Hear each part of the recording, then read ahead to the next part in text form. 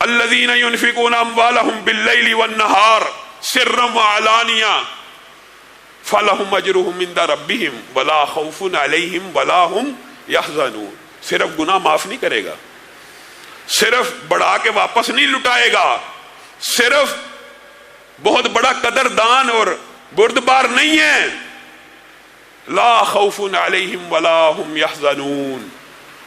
اگر کوئی بندہ اللہ رب العزت کی بارگاہ میں صبح اور شام خرچ کرے گا، سرا و علانیتاً خرچ کرے گا، اس کا اجر تو اللہ کے پاس ہے ہی، لیکن اللہ کہہ رہا ہے اجر کے علاوہ اس کی زندگی میں سے خوف ختم کر دوں گا اور اس کی زندگی میں غم ختم کر دوں گا. یہ خوف اور حزن کے جو الفاظ ہیں مفسرین نے عجیب انداز میں بیان کیے ہیں. خوف کیسے ختم کرے گا؟ حزن کیسے ختم کرے گا؟ خوف کئی مرتبہ ایسا ہوتا ہے کہ مستقبل میں یہ نہ ہو جائے، مستقبل میں یہ نہ ہو جائے، یعنی آنے والی جتنی بھی مشکلات ہیں اس کا خوف بھی دل سے نکال دے گا، اس سے بھی محفوظ کر دے گا. اور حزن یہ ہوتا ہے، ملال یہ ہوتا ہے، غم یہ ہوتا ہے، ہائے میرا باپ فوت ہو چکا ہے، ہائے میری ماں فوت ہو چکی، ہائے میرا بھائی فوت ہو چکا، ماضی میں مجھے اتنا نقصان ہو گیا، یہ کاروباری دھچکا لگا. لا خوف علیہم ولا ہم یحزنون. پھر اللہ کی بارگاہ میں خرچ کرنے والوں کے اوپر نہ مستقبل کا کوئی اندیشہ ہوگا، نہ ماضی کا کوئی غم ہوگا. کل امرئ، ہر بندہ، فی ظل صدقتہ، اپنے صدقے کے سائے میں ہوگا، حتی یقضی بین الناس، یہاں تک کہ انسانوں کے مابین تمام کے تمام فیصلے کر نہیں دیے جاتے. اور اگر آپ صرف اس ایک حدیث کے اوپر غور کریں تو اس کے دباچے میں محدثین کیسی کیسی باتیں لے کے آئے ہیں کہ یہ وہ دن ہے کہ جس میں ہر بندہ اپنے ہی پسینے میں غرق، دوسرے کی بات نہیں ہو رہی، یعنی پسینے کی کوانٹٹی اس قدر ایک بندے کی ہوگی کہ وہ اپنے ہی پسینے میں غوطے کھا رہا ہے، اتنی کوانٹٹی ایک بندے کے پسینے کی ہے. اس شدت کی گرمی کے دن، جس دن اللہ کے سائے، عرش عظیم کے سائے کے علاوہ کوئی سایہ نہیں ہوگا، اس شدت اور گرمی کے دن چند خوش نصیب ایسے ہوں گے. کل امرئ، ہر بندہ فی ظل صدقتہ، اپنے صدقے کے سائے میں ہوگا. اس دن بھی یہاں تک کہ لوگوں کے مابین فیصلے نہیں کر دیے جاتے. سبعۃ یظلھم اللہ فی ظلہ یوم لا ظل الا ظلہ کی جو حدیث ہے، اس کے اندر جو 7 بندوں کا ذکر ہے کہ یہ 7 بندے کل قیامت کی سختی، شدت، گرمی، حدت کے دن میں اللہ کے عرش کے سائے میں ہوں گے. ان میں سے ایک کون ہے؟ جس نے اللہ کے راستے میں خرچ کیا. کس طرح؟ یہ بات بھی سمجھ لیجئے، نیکیوں کے اعمال ہیں بہت سے، نیکیوں کے اعمال میں اپنے مطالعے کے مطابق 2 نیکیاں ایسی جانتا ہوں جن کو علانیہ کرنے کا اللہ رب العزت کی طرف سے اجازت ہے. باقی نیکیاں اعلانیہ کرنا پسندیدہ اور محبوب اس لیے نہیں ہے کہ اس میں ریاکاری شامل ہو جاتی ہے، لیکن ان 2 نیکیوں کو اللہ تعالیٰ نے اعلانیہ کے ساتھ کرنے کا بھی حکم دیا. اس کی کیا گرد و غایت ہے؟ اس کی کیا گرد و غایت ہے؟ اعلانیہ کرو، ہاں، تاکہ جب آپ انفاق فی سبیل اللہ کر رہے ہیں تو کوئی اور دیکھ رہا ہے، اس کے دل میں بھی خیال پیدا ہو. اور دوسری نیکی ذکر الہی ہے. اسی لیے رسول اللہ صلی اللہ علیہ وسلم نے فرما دیا، لا حسد، نہیں حسد کرنا مگر 2 کے. 2 سے حسد کیا جا سکتا ہے کہ وہ جس کو اللہ نے مال دیا اور صبح شام اللہ کے مال میں سے خرچ کر رہا ہے، ایک وہ جس کو قرآن دیا صبح شام تلاوت کر رہا ہے. گویا ذکر اللہ اور انفاق فی سبیل اللہ 2 ایسی نیکیاں ہیں کہ جن کو علانیہ کرنے کا بھی حکم موجود ہے. لیکن وہ 7 سائے والی حدیث میں الفاظ جو ہیں وہاں پہ ایک چیز اور ہے، ہاں اعلانیہ کرتے ہو تو کبھی کبھی خفیہ بھی کیا کرو.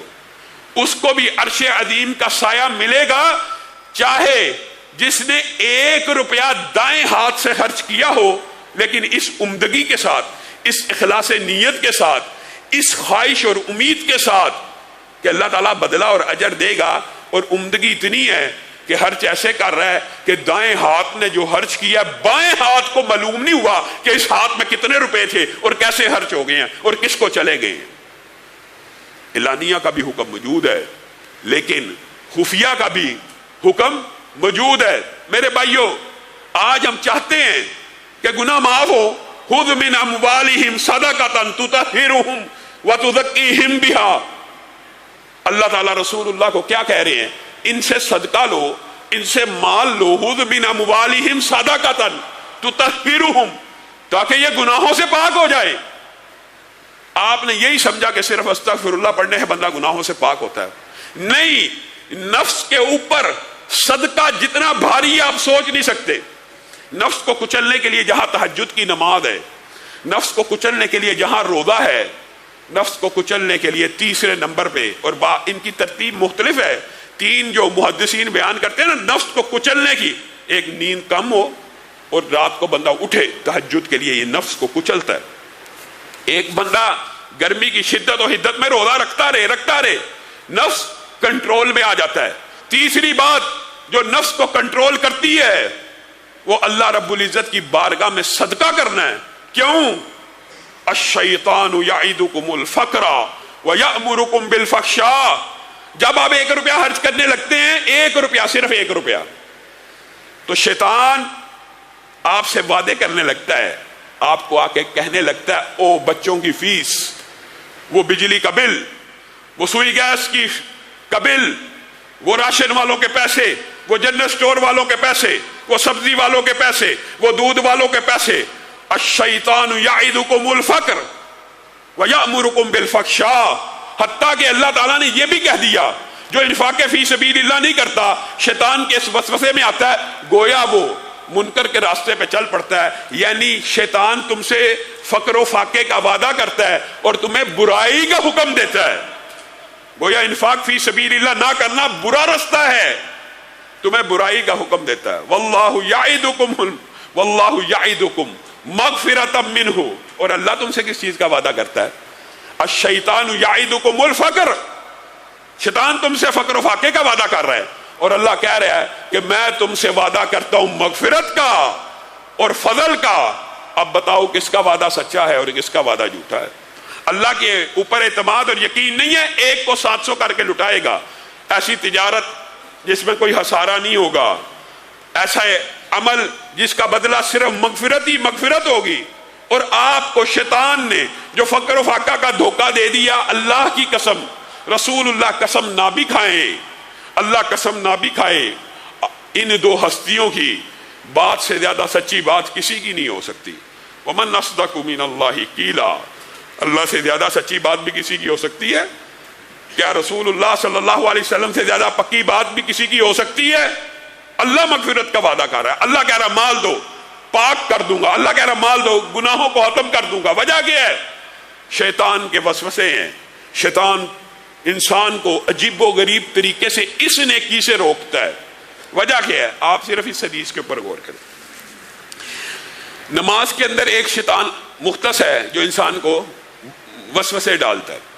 मुख्तलिफ बुराइयों के लिए मुख्तलिफ शयातीन मुख्तस हैं, लेकिन सदका इतनी बड़ी नेकी है, इतनी बड़ी नेकी है, इतनी बड़ी नेकी है कि सिर्फ बंदा मोमिन जब जेब से 1 रुपया, 10 रुपए की बात नहीं, 100 रुपए की, 1000 लाख नहीं, 1 रुपया भी निकालता है, यानी कम तर चीज का भी सदका करने के लिए जेब में हाथ डालता है, तो उसके मुकाबले में एक शैतान नहीं आता। उसको गुमराह करने के लिए 2 नहीं आते, 10 नहीं आते, 20 नहीं आते। हदीस के अल्फाज हैं कि 70 शयातीन बैक वक्त उसके ऊपर हमलावर हो जाते हैं।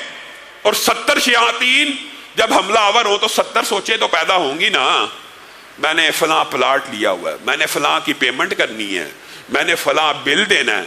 70 शयातीन बैक वक्त हमला करते हैं और उसको रोकते हैं। वजह क्या है?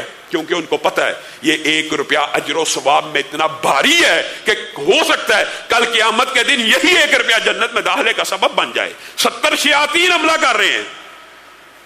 और हदीस के जो अगले अल्फाज हैं वो भी अजीब हैं। जब वो बंदा निकाल के खर्च कर देता है तो उन 70 के 70 शयातीन के जबड़ों को तोड़ देता है। वो नाकाम और नामुराद होके चले जाते